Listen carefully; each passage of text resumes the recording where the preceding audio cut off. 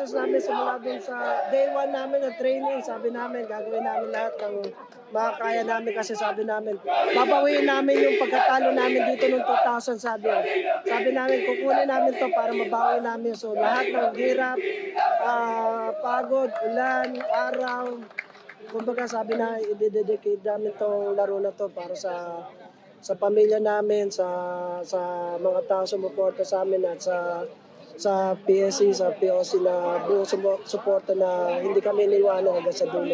At sa PABA officials namin na tumulong din sa amin hanggang sa dulo. Saan kayo pinaka-nahirapan, sir, bago nyo nakamit itong ginto? Siguro doon kami nahirapan sa yung crowded sila, kumbaga yung pressure talaga host country ka. Medyo nababago yung yung kumpiyansa mo sa laro, pero yung motivation namin sa player na sinabi namin, one game at a time, one out at a time, one inning at a time, huwag kayong ma-pressure kasi alam namin, kaya namin silang talunin. So sabi ko, slow down the game, makukuha natin itong kampyonato na to. Congratulations sa kung nagsara nung laro. So, karamdam. Yun lang po. Maganda yung pinakita ng bawat isa at nagtiwala kami sa isa't isa. Hindi gaganda ang laro na isa kung isa lang yung gumagawa. Nagtulong kami as a team, para manalo sa larong to. Yun lang po. Si Romeo Smith, sinunog pero nung 9th inning, nung naka-single na, lead of single, pinasok ka namin sa Lando. Ano plano? Andito, alam ko pong papasok ako doon, ako magko-close. Ginawa ko lang po yung lahat ng makakaya ko para sa team, para po sa amin. Dahil kasi para po sa amin din po yun.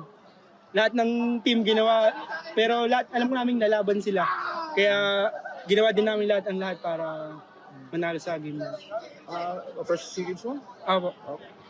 How are you handling the pressure kanina kasi ang ingay ng mga fans ng Thailand tapos ayun nga, pang-close yun sa'yo?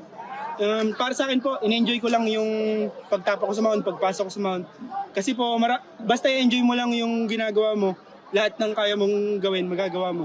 Walang halong pressure, laro lang po, enjoy. Yung usapan going sa tournament, ngayong Thailand na talagang magiging pukpukan yung labanan for the gold. Paano nyo ba in-handle yun? Nagtiwala lang po kami sa isa't isa at walang nagkumpiyansa kami sa bawat isa, nagtitiwala at pinakita naman lahat nila ng kanilang mga magagawa.